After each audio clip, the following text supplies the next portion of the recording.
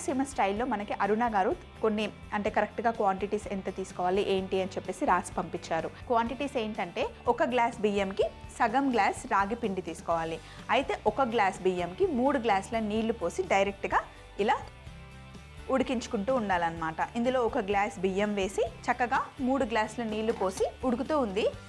ఇలా అన్నం మొత్తం మెత్తగా ఉడికిన తర్వాత ఇంకా నీళ్లు ఉన్నాయి కదా, 1 గ్లాస్ బియ్యంకి జనరల్గా మనం 2 గ్లాసుల నీళ్లు పోస్తాం నార్మల్ రైస్ అయితే. సో ఇప్పుడు మనం 3 గ్లాసుల నీళ్లు పోసుకున్నాం. ఇప్పుడు ఇందులో రాగి పిండి వేసేసుకోవాలి. ఇలా రాగి పిండి వేసిన తర్వాత అసలు కలపాల్సిన అవసరం లేదు. కాస్త ఇలా పరుచుకొని ఇలాగే మూత పెట్టేయాలి.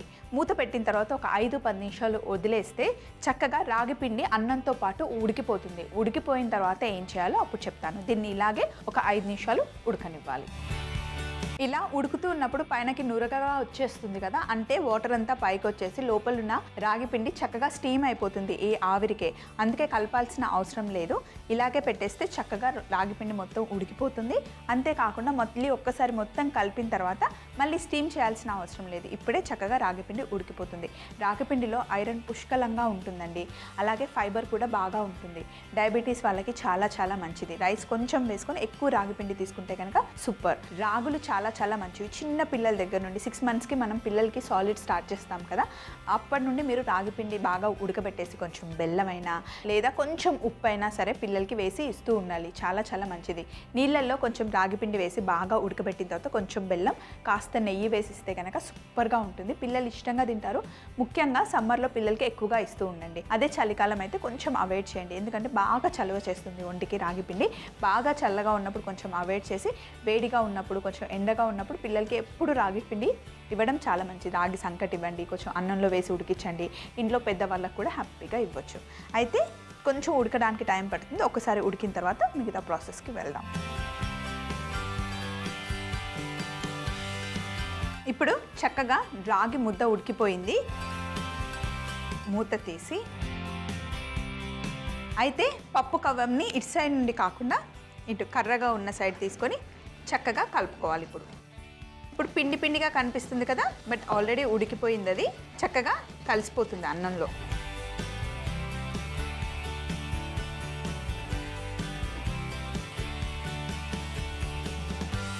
ఇలా మొత్తం బాగా కలిపేసుకోవాలి. చూడండి స్మూత్గా అయిపోయింది. ఎక్కడ మనకి రాగి ముద్ద కనిపించట్లేదు, అంటే ఉండలుగా కనిపించట్లేదు, పిండి కూడా కనిపించట్లేదు.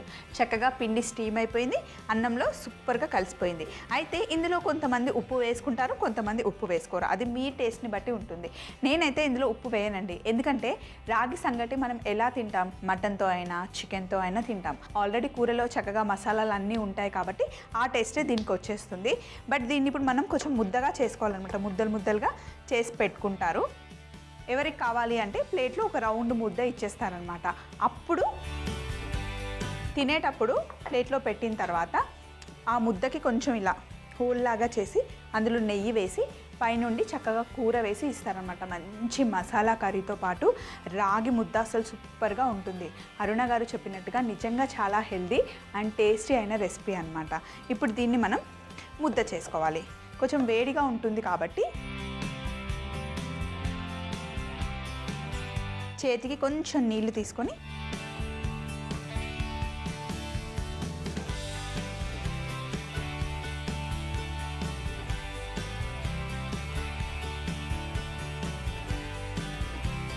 అయితే కొంచెం వేడివేడిగా ఉన్నప్పుడే ముద్ద చేసేసుకుంటారు. కొంతమంది ఏమో బౌల్లో వేసి ఇలా రౌండ్గా తిప్పి చేస్తారు. ఓపికంటే చేత్తో కూడా చేసుకోవచ్చు, బట్ చాలా చాలా వేడిగా ఉంటుంది. అందుకే చేతిని కొంచెం ఇలా నీళ్ళల్లో అద్దుకొని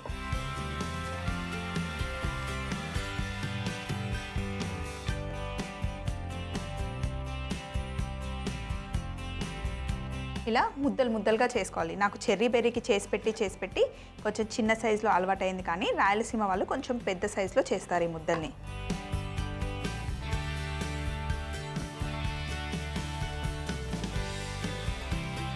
ఇలా ముద్దలు చేసిన తర్వాత తినేటప్పుడు మన వాళ్ళ ప్లేట్లో పెట్టేటప్పుడు జస్ట్ ఇలా మధ్యలో కొంచెం గుంటలాగా చేసి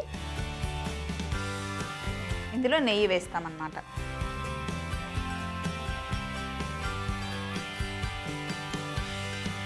ఇలా నెయ్యి వేసి నెయ్యి పైన చక్కటి మంచి మసాలా కూర వేసిస్తే కనుక సూపర్గా ఉంటుంది, అదిరిపోతుంది. రాయలసీమ రాగి ముద్ద చూసారు కదండి, చాలా సింపుల్గా ఇంట్లో ఎలా చేయాలో చూపించాను కదా, ట్రై చేయండి. ఈ మధ్య ప్రతి ఒక్క రెస్టారెంట్లో ఖచ్చితంగా రాగి సంగటి, అలాగే నాటుకోడి పులుసు, మటన్ కర్రీ, వెజ్ ఐటమ్స్ కూడా చాలా బాగుంటాయండి. అందులో ముఖ్యంగా సమ్మర్లో పొలంకి వెళ్ళే వాళ్ళైతే మధ్యాహ్నం దీన్నే తీసుకొని వెళ్తారు, ఎందుకంటే డే అంతా చల్లగా ఉండడం కోసం, మంచి చలవ చేస్తుంది బాడీకి. రాయలసీమ రాగి ముద్ద తయారీ విధానం మరొకసారి చిన్న రికాప్లో చూడండి. రాయలసీమ రాగి ముద్ద తయారీ విధానం: ముందుగా ఉడుకుతున్న అన్నంలో రాగి పిండి వేసి మూత పెట్టి 5-10 నిమిషాలు ఉడికించుకోవాలి. తరువాత ఉడుకుతున్న రాగి పిండిని బాగా కలిపి ముద్దలా చేసుకొని పైనుండి నెయ్యి వేసుకుంటే రాయలసీమ రాగి ముద్ద రెడీ అవుతుంది.